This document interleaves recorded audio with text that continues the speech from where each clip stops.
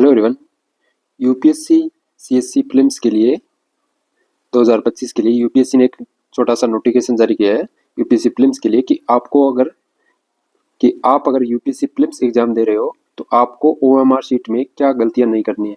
आप सबको पता भी होगा, आपने पहले एग्जाम दिए हैं तो, और अगर नहीं पता है तो आपके लिए वीडियो मोस्ट इंपॉर्टेंट है, क्योंकि आपकी एक छोटी सी गलती आपकी पूरी जो ओएमआर शीट है वो गलत फिल करा सकती है और आपका पूरा एक साल बर्बाद हो सकता है यूपीएससी प्रीलिम्स के लिए।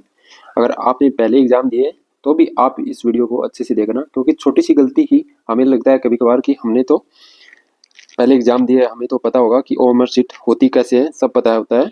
बट कभी कभार हम पैनिक में आकर एग्जाम हॉल के अंदर ओएमआर शीट को, रोल नंबर को गलत फिल कर देते हैं, तो वो सबसे बड़ी गलती होती है। हमने इतनी मेहनत की है और उसके बावजूद ये गलती छोटी सी आपका पूरा साल बर्बाद कर देती है। तो ये है ओएमआर शीट जो आपको मिलेगी। आपको ये नहीं सोचना है कि मैंने पहले, मेरे को पता है, तो आपको ज़्यादा अपने अंदर एटीट्यूड डेवलप नहीं करना है, क्योंकि अगर आपको पता है फिर भी आप एक बार देख लोगे 5 मिनट तो आपका कुछ नहीं जाने वाला है। बट आपकी गलत होगी ओएमआर शीट तो उसके बाद आपका एक साल बर्बाद हो जाएगा। ऐसी ओएमआर शीट मिलेगी जिसमें आपको सेंटर भरना पड़ेगा।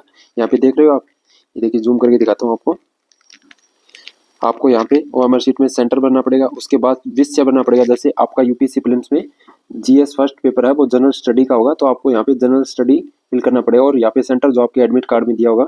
और यहाँ पे बुकलेट के अंदर एक सीरीज नंबर होता है, जैसे ए बी या सी, ऐसे बुकलेट में सीरीज में ऊपर दिया होता है। जब आपको पेपर दे दिया जाएगा एग्जामिनर के पास, तो यहाँ पे आपको जैसे ए होगा तो आपको ए फिल करना है, बी होगा तो आपको बी फिल करना है, सी डी जो भी होगा। उसके बाद आपके विषय कोड होंगे। विषय कोड आपको यहाँ पे जो भी दिया होगा, जैसे 02 दिया है तो आपको यहाँ पे 02 फिल करना पड़ेगा, ऐसे जो आपको बताया जाएगा। और आपके जो एडमिट कार्ड होगा उसमें दिया होगा आपका विषय कोड भी। विषय कोड जैसे जीएस पेपर, जैसे मैंने बताया जनरल स्टडी पेपर का जैसे 02 हो गया, वहाँ पे दिया होगा, ये नहीं होगा। और दूसरा सी सेट का पेपर होगा, उसका भी आपको जो है आपको दिया होगा विषय कोड, तो आपको यहाँ पे विषय कोड करना है। दूसरा आपको रोल नंबर आपके एडमिट कार्ड पर होंगे, आपको रोल नंबर अच्छे से ध्यान से भरना है। आपको ये नहीं है कि आपको ओएमआर शीट को ही लेकर बैठे रहना है 15-20 मिनट तक, बट थोड़ा सा अपना ध्यान इस पे लगाकर आपको रोल नंबर को अच्छे से भरना है, विषय कोड भरना है और सेंटर और सब्जेक्ट को अच्छे से फिल करना है। ये है ओएमआर शीट। जैसे आपको क्या गलतियां नहीं करनी है, आपकी जो ओएमआर शीट है रिजेक्ट हो जाएगी अगर आप ये गलतियां कर रहे हो।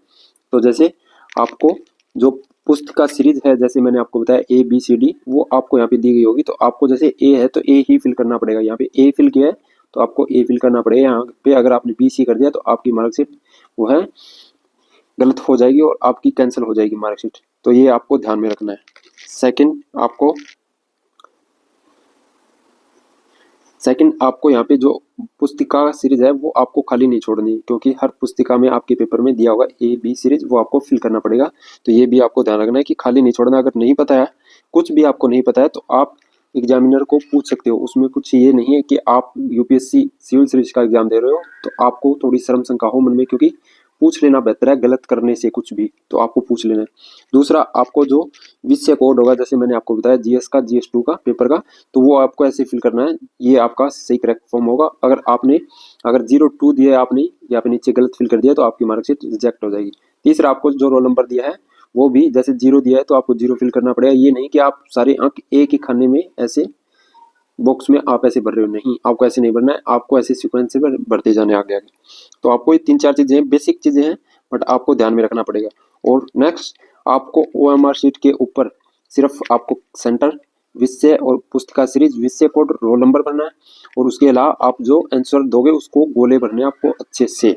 अगर आपने ऐसे कहीं भी ओएमआर शीट पर कहीं भी कुछ भी लिखा, जैसे यहाँ पे लिखा है जय श्री राम या कुछ भी आपने ऐसे कुछ भी लिखा, तो आपकी जो मार्कशीट ओएमआर शीट है वो रिजेक्ट हो जाएगी और आपका प्रीलिम्स है वो खराब हो जाएगा। तो आपको कुछ भी इसके अलावा यहाँ पे कुछ भी नहीं लिखना है।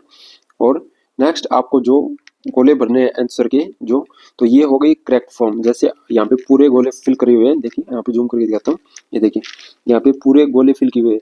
जैसे आपको 1 नंबर का आंसर आ रहा है तो आपने ऐसे फिल कर दिया, 2 का नहीं आ रहा है आपने 2 का छोड़ दिया।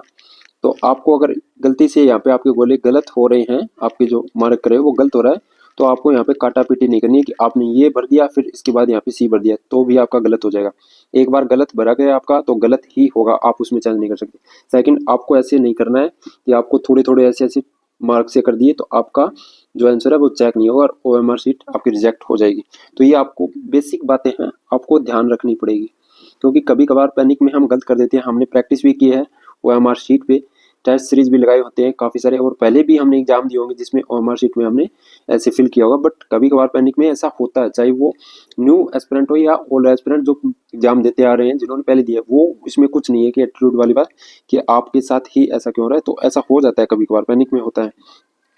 तो आपको ये कुछ चीज़ें आपको ध्यान में रखनी पड़ेगी। और नेक्स्ट आपको जो स्कैनेबल अटेंडेंस लिस्ट होगी उसमें भी आपको ध्यान से भरना होगा, क्योंकि वैसे तो आपको एग्जामिनर आपको यहाँ पे बताएगा कि कहाँ पे इस अटेंडेंस सीट में आपको अपना सिग्नेचर करना है, आपको रोल नंबर भरना है, उत्तर पुस्तिका विषय कोड जो भी है आपको बताया जाएगा। लेकिन एक बार यहाँ पे आप थोड़ा सा मैं जूम करके दिखाता हूँ। देखिए, ये देखिए यहाँ पे रोल नंबर लिखा होगा, यहाँ पे नेम लिखा होगा, इसके सामने आपको लिखना होगा पुस्तिका सीरीज को लिखना होगा, जैसे ए है, बी है, आपको पुस्तिका क्रम संख्या भी लिखनी पड़ेगी आपको, जो आपकी OMR शीट में होगी, और उत्तर क्रमांक संख्या भी आपको लिखनी पड़ेगी। एक तो आपकी OMR शीट पे लिखी होगी, एक आपको जो पेपर दिया जाएगा उसके ऊपर भी एक सीरियल नंबर लिखा होगा, वो आपको यहाँ पे फिल करना पड़ेगा।